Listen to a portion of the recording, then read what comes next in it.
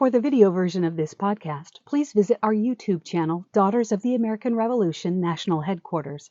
Otherwise, please enjoy this audio podcast on your favorite streaming service.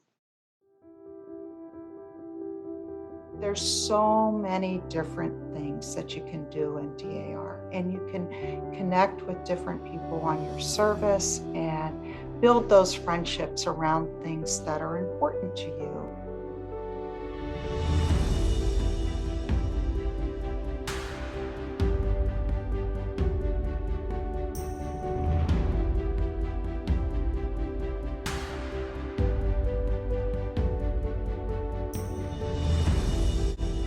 Well, would you look at that? This month marks our 10th episode of the DAR Today podcast, and what a journey it has been.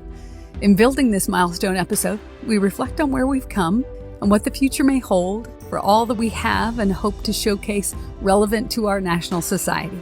Spotlighting the work of daughters across the nation, highlighting the stories of those who forged our union, and illuminating the history behind beloved American traditions and holidays have been our goals. And with Continental Congress just around the corner, truly these are exciting times as we sparkle in our service to God, home, and country. During May's episode, we're delighted to introduce you to the corresponding Secretary General, Janet McFarland, and deepen your knowledge of the history behind our National Memorial Day. In honor of Mother's Day, we'll expand our understanding of the Madonnas of the Trail. So continue on this journey with us as we roll out our first double-digit episode. And remember to subscribe and share with your chapter, family, and friends. We have so much more planned for you. And thank you so much for your support.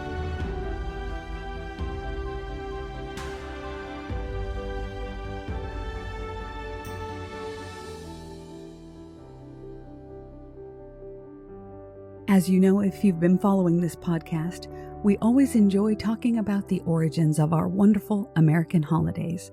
And of course, Memorial Day is coming up, and we, as the Daughters of the American Revolution, must talk about that.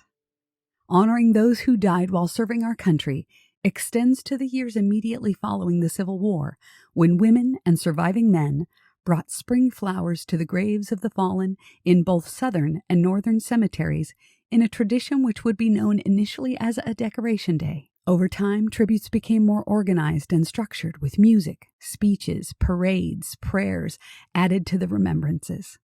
U.S. Army General John Logan, Commander-in-Chief of the Grand Army of the Republic, issued General Order No. 11 on May 5, 1868, naming May 30th as the day to place upon the graves, and I quote, "the choicest flowers of springtime," end quote.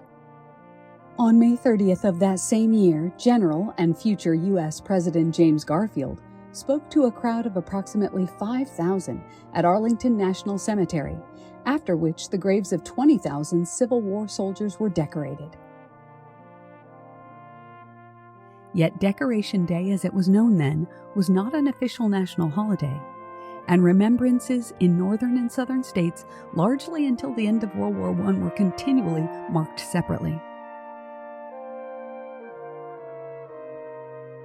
In 1968, Congress passed the Uniform Monday Holiday Act, establishing the last Monday in May as Memorial Day. The act went into effect 3 years later in 1971, codified the name Memorial Day into law, and established the day as a federal holiday.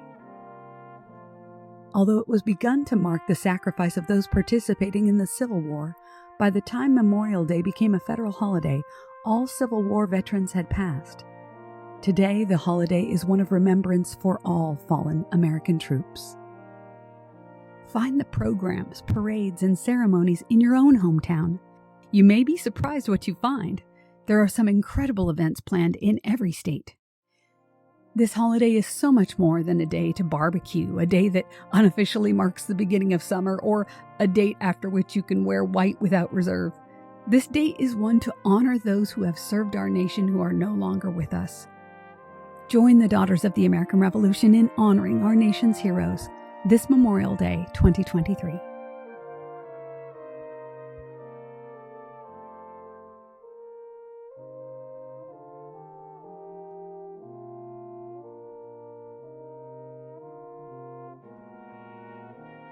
We recently had the opportunity to interview with our corresponding Secretary General, Janet McFarland. What an incredible woman she is. I hope you enjoy this interview where we get to know her a little bit better. Well, thanks so much, Janet, for being here today, for taking the time. I really appreciate it. Thank you, Brooke. It's wonderful to be with you. So why don't you tell us a little bit about you, how you grew up? Well, I grew up in the Western Pennsylvania area in Pittsburgh. My ancestors came across the Alleghenies in the 1830s and settled in a small rural community of New Wilmington. And that is where I originally joined DAR with my great aunt. And my great aunt was very much like a third grandma to me. She never married, and I was that granddaughter to her. And so we had a wonderful adventure researching our ancestors, and we knew we were connected to the Chapins and that we went back in time, but we never made that full connection. And so she just had a love for family and that love of connection and wanting to connect back. So for about a year, 2 years or so, we worked to make those connections, and she was able, along with myself, to join the DAR chapter in that small rural community. My dad was a dairy farmer, like my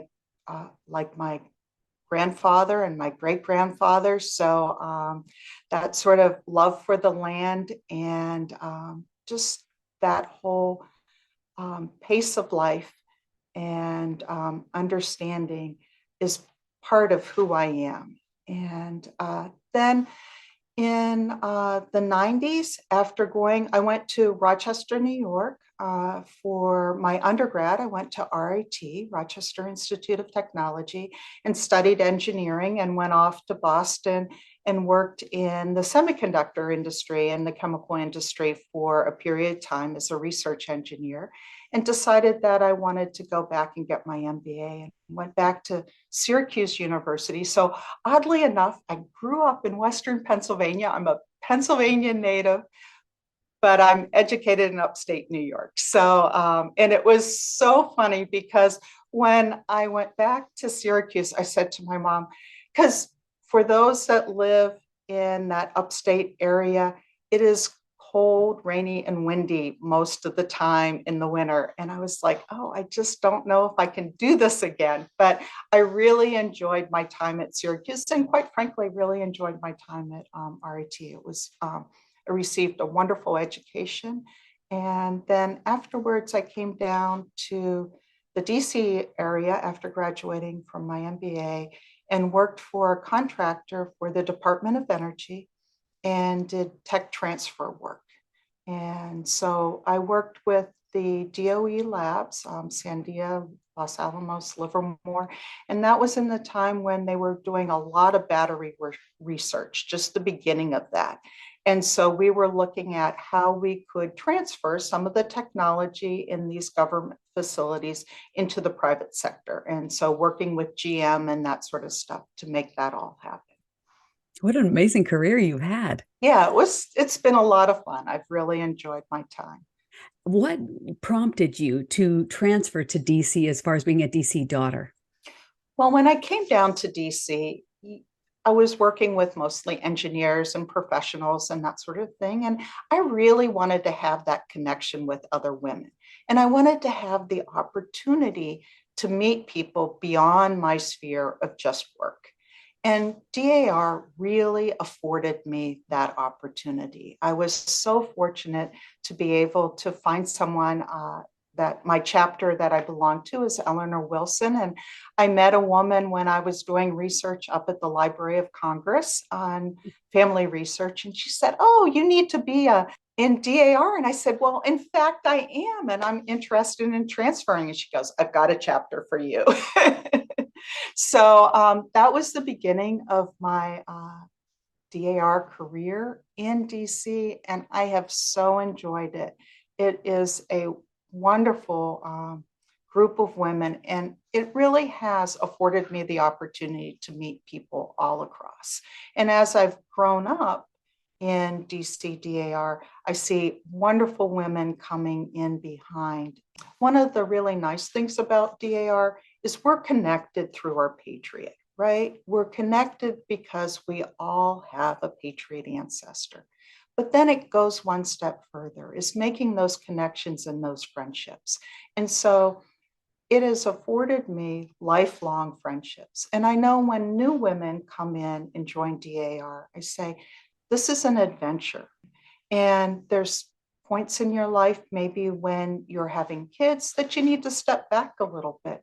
But then they're a little bit older and it's time to rejoin and get them involved in some of the service activities. So those connections I really looked for when I was looking to transfer, because I wanted to find friendships and that. And I've been very fortunate. I love that. There are so many different people, isn't there, that we've met in DAR, everywhere from creative people to, engineers like yourself, just all kinds and seasons. You have a lot of juniors too in DC. Tell me about that. We do. About a third of our membership is women under 40. And our membership is 1,300, somewhere around in there. We float around 1,300 women in 18 different chapters. And it hasn't always been that way. It's really interesting. When I joined in the late 90s, I was like one of 4 pages. It was so funny because here I am paging and all of a sudden it's like, oh, give this lady the note. Okay. Remember, it's 25 years ago. Give this lady the note. Oh, who's Mrs. So-and-so? I don't have a clue. But there were 4 of us that would run the floor and make it. And now we're looking at, when I was state regent, there were 40 some pages, DC daughters that were paging at our state conference. Exponential growth there. And that doesn't happen by happenstance. It happens because we encourage our ladies to come in. The junior committee has a lot of fun events so that they have the opportunity to network and work with one another and meet one another. But we also give them the opportunity to serve in different committees. And many of our juniors serve as chapter regents of their chapters. And it's just a wonderful mix of people, because as you grow older, it's wonderful to have that insight from other ladies that from all ages and stages, just like you were saying. There are different seasons, but there's also ages and stages that you're going through. And it's just, we have a really great time. They do amazing socials. I follow quite a few of them on Instagram, and it's really fun to see the things they do together socially, because like you said, there's that other layer of friendship besides the service we do, besides the fact that we have a Patriot ancestor, each of us. It's that coming together as women and as friends. And as you say that, it's really interesting because as I reflect, as we were talking, I came down and I was in my 30s and I was in my 20s when I came down and I wanted to meet other people, right? And that's exactly where they are. They're wanting to meet other people, to make that network, to connect. DAR offers that really nice opportunity. And as we mentioned, that there's so many different committees. There's something that's available for anyone to be involved in. Right. In talking in this podcast with both our President General and, of course, Ginny Sebastian Storage, our first Vice President General, finding out that they met as juniors and they became friends and they've been friends ever since. And it's really neat. You do create these lifelong friends. But let me ask you more about you. What for you would be an hour well spent? An hour well spent. That's an interesting question because it depends on the time of year for that hour well spent. It also changes in different times in my life. So an hour well spent in the next month or so will be swimming in my neighborhood pool. I love to get up early and go swimming. the pool's open at 6:30, so I can get an hour's worth of swimming in. Otherwise, we have a really nice wooded area close to us. Just recently spending time with my mom at the Cherry Blossom Festival was just fabulous. And taking that time with my husband and with my mom at this stage in my life is really precious. The other thing, an hour well spent with friends and making those connections. I think sometimes, whether it be work or family obligations, or even just DAR, we sometimes forget about our family or friends and just connecting at that level of friendship and being available for them. And so I'm making a very concerted effort as a part of 2023 to make time for friends and to really just be in the moment. And so I think an hour well spent is being in the moment with people that I care about. What a wonderful answer that is. I know we look forward to a future segment on this podcast where we talk to you about the Insignia Store and the Insignia Committee, because as corresponding Secretary General, of course, that is one of the things you oversee. Do you have anything you can tell us about that? I really look forward to talking with you about that in the future. It is such a privilege to work with our staff and to see them grow as we come out of this pandemic and as they come into their own. This past spring, they've been doing the pop-up shops and traveling with Mrs. Wright, and the experience that they're gathering with seeing the daughters and being with the daughters is just so fulfilling, and the energy that they have in the sense of serving us and to get the products out is just fabulous. And there's a wealth of new things coming on the horizon, whether it be from the DAR store or from DAR Insignia. It's really a great time to be corresponding Secretary General. That's wonderful. It's been neat to see the job you've done. We appreciate your service so much. Where does your heart lie with regard to serving in different committees? My heart lies with veterans. And there's a lot of different ways that I have over the years served for veterans. And most recently, I work very closely with U.S. Vets. They have a transitional housing shelter in Southeast Washington that serves homeless veterans and gives them an opportunity to find housing, permanent housing, to find a job, get the services wrapped around them.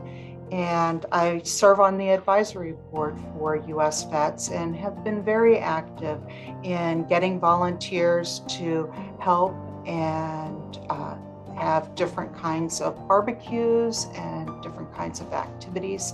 And beyond U.S. Vets, I've served as an honor guard for honor flights, which is just a very touching activity. And as I said, there's so many different things that you can do in DAR, and you can connect with different people on your service and build those friendships around things that are important to you. Thank you so much for being with us today. I just appreciate you taking the time, and I know all of our daughters are going to enjoy getting to know you better as well. Thank you. It's been wonderful being with you too, Brooke.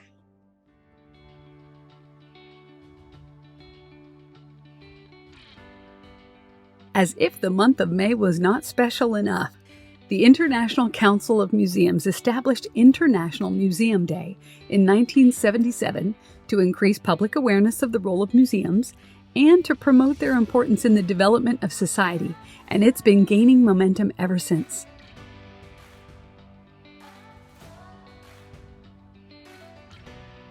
The International Council of Museums is a non-governmental organization made up of over 45,000 museum professionals in 123 countries and territories. And as you know by now, one of DAR's 3 main missions is historic preservation. So this special day is, as you would imagine, something near and dear to most daughters.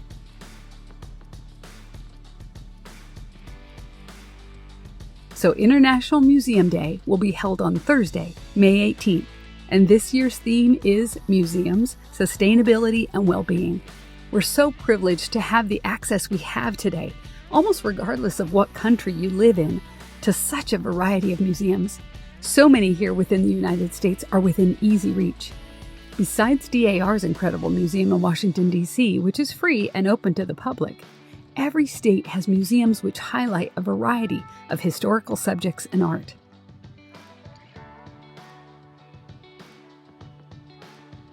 Plan a special visit this International Museum Day, May 18th, or any day this May, to explore one of your local museums.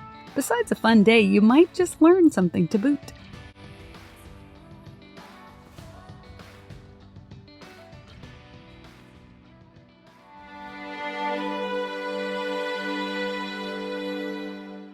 Ah, sweet May, the month we honor our mothers. A time for us to pause and think about the mothers in our lives and their love, leadership, and bravery. They are our friends, sisters, neighbors, grandmothers, and of course, our very own mothers. Did you know that in 1927, fellow daughter Arlene B. Nichols Moss came up with an idea to honor the pioneer mothers across the United States? She was the national chairman of the National Old Trails Committee, where she worked in conjunction with a then little-known Missouri Justice of the Peace named Harry S. Truman. Initially, the idea was to mark the trails by painting red, white, and blue markers on telephone poles and fence posts with the slogan, "Follow the flag of the DAR." The old trails from east to west were Washington's Road, Cumberland Road or National Pike, Boonslick Road, the Santa Fe Trail, and the Old Trail. In 1927, Ms. Moss convinced the National Society that 12 statues would be a better way to mark the road than the 3,095 markers at 1 per mile that they were planning. Ms. Moss felt that the statues dedicated to pioneer women along the road would be a wonderful shrine to mothers. The Madonnas of the trail were erected in 1928 to 1929 along the National Old Trails Road, the trail of the Conestoga wagons, now mostly U.S. Highway 40. One Madonna of the Trail statue was erected in each of the states through which the National Old Trails Road passed, spanning the country from Maryland to California. The precise sites were chosen by Mr. Truman and the DAR committee and were based on the site's historical significance and the influence of the local DAR chapters. Judge Truman attended each statue dedication. We're lucky enough to have an audio and a video of the Lexington, Missouri dedication, where he is presented with bookend replicas of the monuments.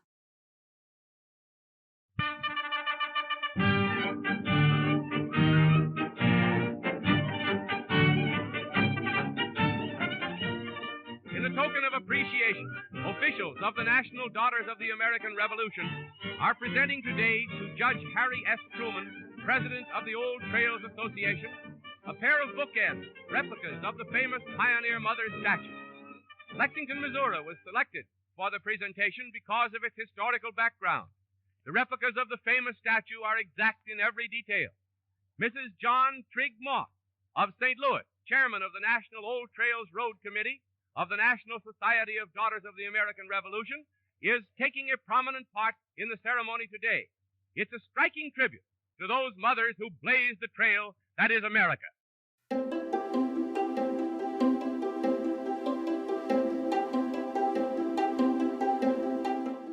It was felt that the Pioneer Monument should face west, symbolizing settlers looking west for new lands and opportunities. But sculptors prefer their statues to face south, better lighting to see the details of the artist's work. Well, of the 12 Madonnas of the Trail statues, only 4, that is West Virginia, Kansas, Colorado, and New Mexico, face west. Half of them face south, that's Pennsylvania, Ohio, Indiana, Illinois, Missouri, and California. And one faces north, Arizona, and one in Maryland has been moved several times, but is always facing east, to keep an eye on the shenanigans in D.C. For 5 months, DAR National Committee Chairman Ms. Moss worked with her son, John, to develop designs for the Madonna of the Trail Monument. In 1927, at the recommendation of the Stone Manufacturing Company, she met with sculptor August Leimbach. Within 3 days, he had created a model. It was approved by DAR, and Leimbach got to work. The final design features a pioneer woman standing 18 feet tall and clasping a baby with her left arm while holding a rifle with her right. Another child clings to her skirts. Her face captures the spirit of a mother, strong in character but kind. Her boot strides forward on a path toward progress, crushing a thistle, symbolizing the obstacles she would overcome. Leimbach sculpted the 12 Madonnas out of algonite, a form of cast stone produced from a mixture of crushed marble, Missouri granite, stone, cement, and lead ore. This material was more cost-effective but less enduring than bronze or marble. Most of the Madonna statues have been restored at least once. Because these were local restoration efforts done at different times and utilizing different methods, the resulting appearance of the statues, particularly the color, differ noticeably. Interestingly, Leimbach was a German immigrant, and 10 years after his completion of the statues, he was banished to Germany pre-World War II as he had never become a U.S. citizen. When Germany was split post-World War II, he was arrested by the Russians as an enemy of the state. The townspeople helped him escape, and he lived the rest of his life in Germany. So where exactly are these statues located? Well, the monuments, starting at the east end of the Old Trails Road, are in the following cities: Bethesda, Maryland; Peelsville, Pennsylvania; Wheeling, West Virginia; Richmond, Indiana; Springfield, Ohio; Vandalia, Illinois; Lexington, Missouri; Council Grove, Kansas; Lamar, Colorado; Albuquerque, New Mexico; Springerville, Arizona; and Upland, California. Who were these strong and determined women that were part of the migration west? The trail of these adventures to the west was arduous, had to be made by wagon, and took months to complete. Many of these women traded in comfortable homes for a canvas roof and wheels. Could you imagine making the journey while pregnant or while caring for babies and toddlers? Perhaps a few brave souls found the trek liberating, but most, I'm sure, battled the constant challenges. This was a dangerous overland journey. Cholera epidemics swept over the trail. There were horrific accidents and attacks. Overland diaries are filled with instances of grave crossings of pioneers that had succumbed to the trials and tribulations of the trail. The Overland Trail was just the beginning of the hardships these pioneers would face. History contains innumerable tales of individual courage. Few, however, are more compelling than the quiet, desperate battles fought by pioneer mothers to help their families survive in their new homes. We are fortunate to have diaries and histories of some of these pioneers. One of these diaries recounts these tales. On May 12, 1864, 4 families left Iowa for Southern California. The Rousseaus, the Earps, yes, those Earps, the Curtises, and the Hamiltons. Suffering from a debilitating case of rheumatism, Sarah Jane Rousseau was eager to escape from the bitter, cold Iowa winters. She kept a detailed account of the 7-month journey that took her through jagged mountains and scorching deserts. This is her journal entry for Tuesday, May 17, 1854. "We did not get off this morning as I thought we should. We were detained on account of Jesse Curtis's cow running off. I hope he'll be here tonight. Jesse has come, could not find his cow, and now one of his horses has run off. Thomas started after her. He had to go to the other side of Pleasantville about 1 mile before he got her. Some man saw her and put her in a stable." Well, the party's first major accident occurred as they crossed the Missouri River, when young Alan Curtis fell from the wagon and was run over. Amazingly, he survived. Her diary mentions that they met a Pawnee Indian who wanted soap and matches. They encounter quicksand, which is terrifying, and she also notes the large number of graves they pass as they travel the trail. She reports of a murdered body discovered by Nick Earp, a drowning, and an 18-year-old boy killed during a horse stampede. As the weather heated up, so did tempers. Nick Earp was a cantankerous leader with a foul temper. On July 30th, Sarah Jane reports, "Earp got angry with the whole train because they had passed him. He took it as an insult, talked pretty hard to all, and some thought he had taken a little too much liquor.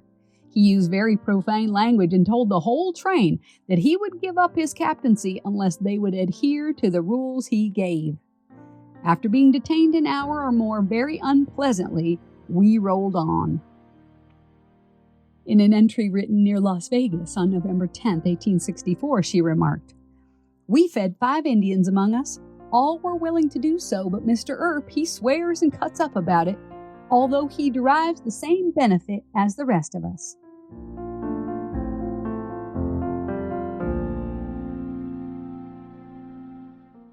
And on November 24th, she commented, "This evening Mr. Earp had another rip it with Warren, fighting with Jimmy Hatton, and then he commenced on about the children, used very profane language, and swore if the children's parents did not correct their children, he would whip every last one of them. He still shows out more and more every day what kind of a man he is." And Sunday, December 17, 1864, her final entry read, "A very cold, freezing morning, the ground covered with snow. Started up from a camp about an hour before day. Got to the top of the Sierra Nevada mountains by daylight. From the foot of the mountain to the top of the Sierra Nevada mountains. Then we went down a very steep hill. It's downhill all the way to San Bernardino. We're now at Martin's Ranch. The appearance of the country is quite different from what it's been for some time back. Everything has a green, lively look. The grass growing nicely. It looks like spring instead of the middle of winter. Got into San Bernardino about sundown. I don't know yet if we'll remain here or not. I haven't seen the town yet. Don't know how it looks. I wish to get settled down."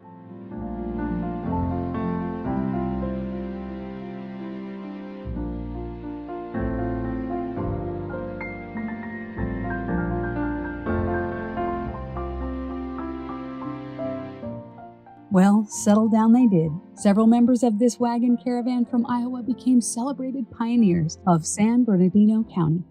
Nicholas Earp, father of the well-known Earp brothers, served as city recorder and justice of the peace in the young town of Colton. Israel Curtis founded the First Baptist Church in San Bernardino, and both his grandson and great-grandson became prominent attorneys and federal judges in the area. In addition to his work as a physician, Sarah Jane's husband, James Rousseau, established a successful career as a surveyor and served as county superintendent of schools during the late 1870s. Sarah Jane herself became a well-respected piano teacher. She passed on February 20th, 1872, at the age of 56. The Trail West was also a trail of freedom and opportunity to enslaved women and men. Clara Brown was born a Virginia slave and was separated from her husband and children at an auction.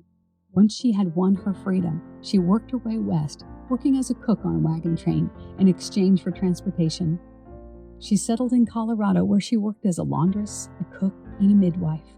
She invested her money and made it her mission to find her family. Finally, in 1882, she was reunited with her daughter and granddaughter. Clara also helped other freed slaves reestablish themselves in Colorado. Remarkable women, remarkable pioneer mothers that rose to the occasion, endured incredible hardships, and etched out an important role for themselves and their families and their communities. To them, we are forever grateful.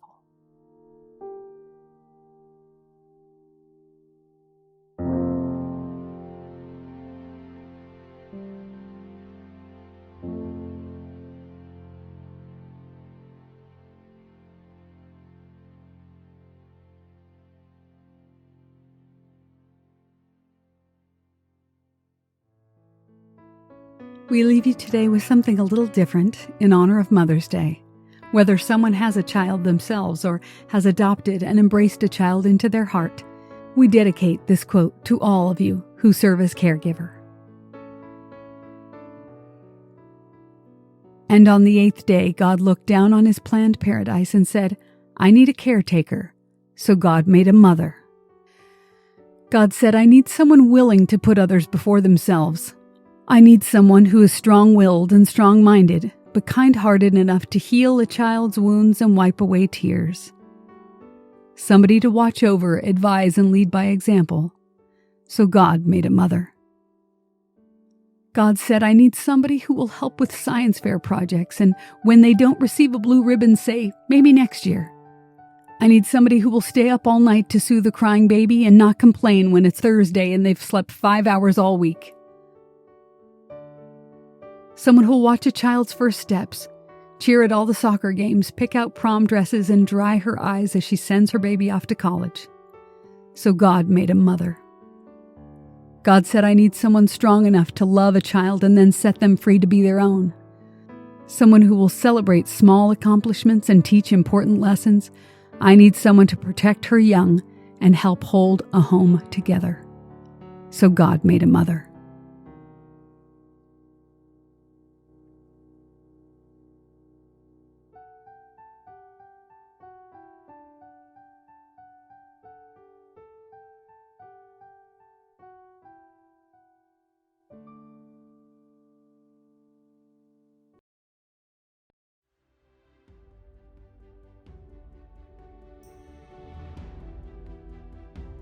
Well, thanks for listening, and be well, dear friends. Let's celebrate the Stars and Stripes forever, and remember, with all of your ancestors behind you, you are the result of the love of thousands.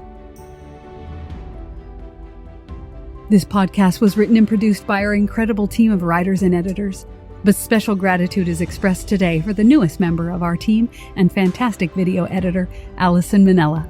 We're so grateful to have her on as a National Vice Chair of our committee. We are, as always, so grateful for President General Pamela Rouse Wright and Historian General Suzanne Heskey for their constant guidance, and to Janet McFarland for being so generous with their time. The National Society Daughters of the American Revolution is a nonprofit, non-political, volunteer women's service organization dedicated to promoting patriotism, preserving American history, and securing America's future through better education for children. Members are all lineal descendants of those who supported the cause of independence in the Revolutionary War. For more information, please visit dar.org. This is the DAR Today podcast.